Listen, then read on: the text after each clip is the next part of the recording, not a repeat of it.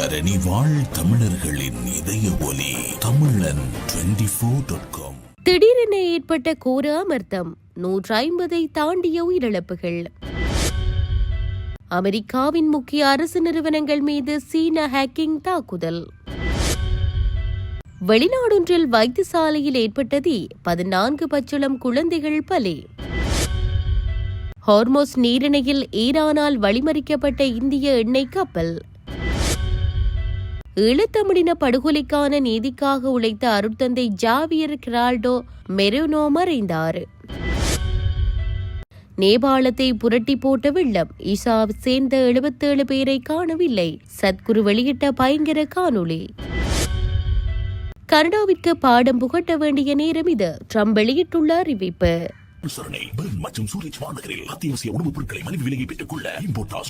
தொடர்பென விரிவான செய்திகள். நேபாளத்தில் ஏற்பட்ட கோர வெள்ளப்பெருக்கில் சிக்கி உயிரிழந்தவர்களின் எண்ணிக்கை 157 உயர்ந்துள்ளதாக அந்நாட்டு போலீஸ் அதிகாரப்பூர்வமாக அறிவித்துள்ளது. வெள்ளத்தால் பாதிக்கப்பட்ட பகுதிகளில் தீவிர மீட்புப் பணிகள் முன்னெடுக்கப்பட்டு வரும் நிலையில் இதுவரை 157 சடலங்கள் கண்டெடுக்கப்பட்டுள்ளதாக போலீசார் வெளியிட்ட புதிய அறிக்கையில் தெரிவிக்கப்பட்டுள்ளது. முன்னதாக இந்த வெள்ளப்பெருக்கில் 100 பேர் வரை உயிரிழந்ததாக அதிகாரிகளால் தகவல் வெளியிடப்பட்டிருந்த நிலையில் தற்போது பலி எண்ணிக்கை கணிசமாக அதிகரித்துள்ளது.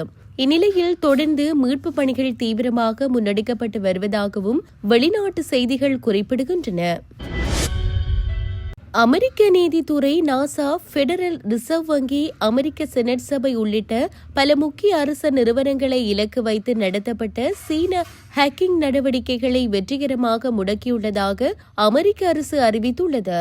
அமெரிக்க நீதித்துறை, சக்திவளத்துறை, சுகாதாரத்துறை, தேசிய சுகாதார நிறுவனம் மற்றும் அமெரிக்கா, தென்கொரியாவை சேர்ந்த 4 தனியார் நிறுவனங்கள் இந்த இணைய ஊடுருவலால் பாதிக்கப்பட்டுள்ளதாக தெரிவிக்கப்பட்டுள்ளது. ஹேக்கர்கள் பயன்படுத்தி வந்த யூஸ்கேன் மற்றும் கியூடி ரூட்டர் ஆகிய 2 ஹேக்கிங் தளங்களின் இணைய கட்டுப்பாட்டு டொமைன்களை அமெரிக்க நீதித்துறை கைப்பற்றி முடக்கியுள்ளது. குறைந்தது 2018 ஆண்டு முதல் உலகளாவிய அளவில் இந்த ஊடுருவல்கள் நடந்துள்ள நிலையில் இந்த தளங்களை சீனாவை சேர்ந்த நாஞ்சிங் சின்யூவே நெட்வொர்க் டெக்னாலஜி என்ற நிறுவனம் இயக்கி வந்ததாக அமெரிக்கா குற்றம் சாட்டியுள்ளது. மேலும் சீனாவின் உளவு அமைப்பு மற்றும் மக்கள் விடுதலை ராணுவம் ஆகியன உள்ளிட்ட பல அரசு நிறுவனங்கள் இந்நிறுவனத்தின் முதன்மை வாடிக்கையாளர்களாக இருந்து செயல்பட்டு வந்ததாகவும் தெரிவிக்கப்பட்டுள்ளது. சீன அரசு அமைப்புகளின் சார்பாக இதுபோன்ற பல நவீன இணைய ஊடுருவல்களை தனியார் ஒப்பந்த நிறுவனங்களே முன்னின்று நடத்துவதாக சைபர் பாதுகாப்பு நிபுணர்கள் சுட்டிக்காட்டுகின்றனர். இதேவேளை இக்குற்றச்சாட்டுகள் குறித்து வாஷிங்டனில் உள்ள சீன தூதரகம் உடனடி கருத்து எதுவும் தெரிவிக்காத நிலையில் இதுபோன்ற சைபர் தாக்குதல்களில் தங்களுக்கு பங்கில்லை என்றே சீனா தொடர்ந்து மறுத்து வருகிறது. பாகிஸ்தான் தலைநகர் இஸ்லாமாபாத்தில் உள்ள மிகப்பெரிய அரசு மருத்துவமனையான பாகிஸ்தான் மருத்துவ அறிவியல் நிறுவனத்தின் மகப்பேறு வார்டில் ஏற்பட்ட தீ விபத்தில் தீவிர சிகிச்சை பிரிவில் இருந்த 14 பச்சிளங்குழந்தைகள் உயிரிழந்துள்ளன. நேற்று தினம் புதன்கிழமை அதிகாலை இந்த சம்பவம் இடம்பெற்றுள்ளது. சம்பவத்தின் போது வார்டில் இருந்த 15 குழந்தைகளில் ஒரு குழந்தை மருத்துவரால் காப்பாற்றப்பட்டதாக மருத்துவமனை செய்தி தொடர்பாளர் தெரிவித்துள்ளார். இந்த விபத்து நடந்தபோது பிரசவித்த தாய்மார்கள் ஜன்னல்கள், ஏணிகள் மற்றும் படிகள் வழியாக சென்று உயிர் தப்பியதாக கூறப்படுகிறது.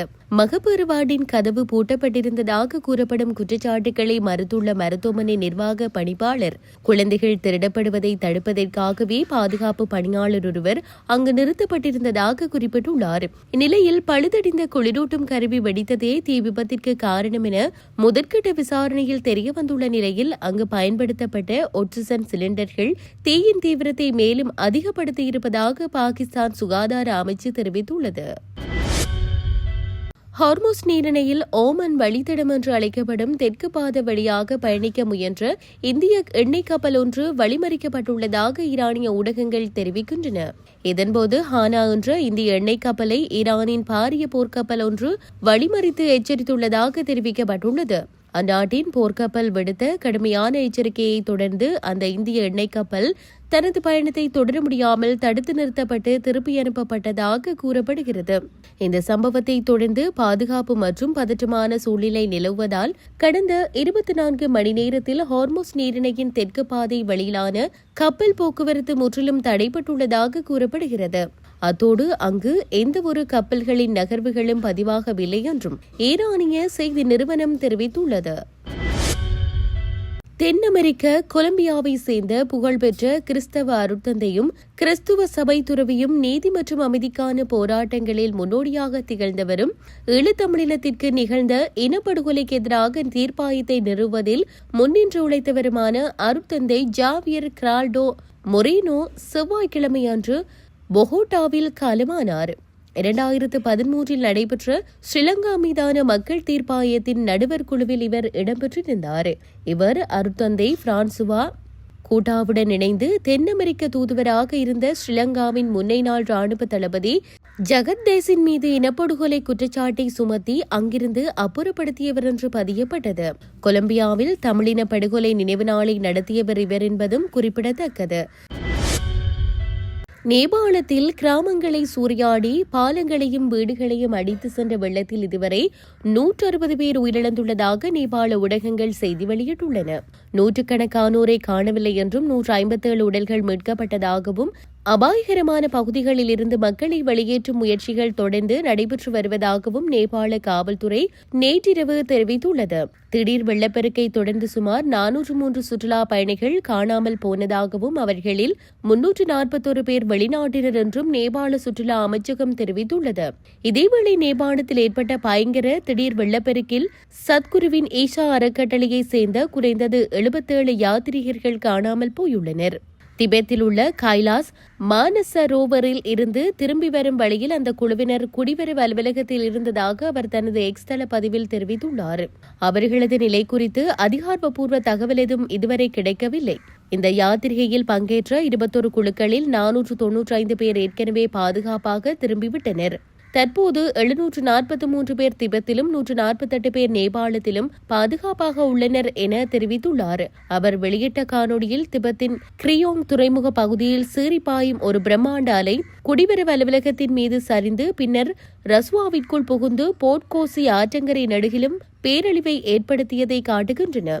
நேபாளத்தில் ஏற்பட்ட பயங்கரமான வெள்ளப்பெருக்கை தொடர்ந்து நிகழ்ந்த துயரமான உயிரிழப்புகளை அறிந்து தாம் ஆழ்ந்த வேதனையடைவதாக ஜனாதிபதி அன்ருகுமார திசாநாயக்க தெரிவித்துள்ளார். கனடாவிற்கு பாடம் புகட்ட வேண்டிய நேரம் இது என அமெரிக்க ஜனாதிபதி டொனால்டு டிரம்ப் நேர்காணல் ஒன்றில் அறிவித்துள்ளார். கனடாவில் இருக்கும் பொருட்கள் இல்லாமல் தங்களால் சமாளிக்க முடியும் என்றும் சில பொருட்கள் தற்காலிக சிரமத்தை ஏற்படுத்தினாலும் அவற்றை வேறு நாடுகளிலிருந்து பெற்றுக்கொள்ள முடியும் என்றும் டிரம்ப் தெரிவித்துள்ளார். முன்னதாக இரு நாடுகளுக்கும் இடையேயான பேச்சுவார்த்தை முறிந்ததால் $20 பில்லியன் மதிப்பிலான கனடிய இறக்குமதிகள் மீது 50% புதிய வரியை டிரம்ப் சனிக்கிழமை விதித்தார். அத்துடன் ஜனவரி 1 முதல் கனடிய வாகனங்கள் மற்றும் உதிரிப்பாகங்கள் மீதும் 50% வரி நடைமுறைக்கு வரும் என அறிவித்தார். இதற்கு பதிலடியாக கனடா சுமார் $20 பில்லியன் மதிப்புள்ள அமெரிக்க இறக்குமதிகள் மீது அதே அளவில் பதில் வரியை விதித்து வரும் செப்டம்பர் 8 முதல் அது நடைமுறைக்கு வரும் என அறிவித்துள்ளது. இந்நிலையில் கனடா நிராகரித்த ஒப்பந்தத்தை விட மோசமான ஒரு ஒப்பந்தத்தையே எதிர்காலத்தில் பெற முடியும் என வெள்ளை மாளிகை ஆலோசகர் பீட்டர் நவரோ எச்சரித்துள்ளார்.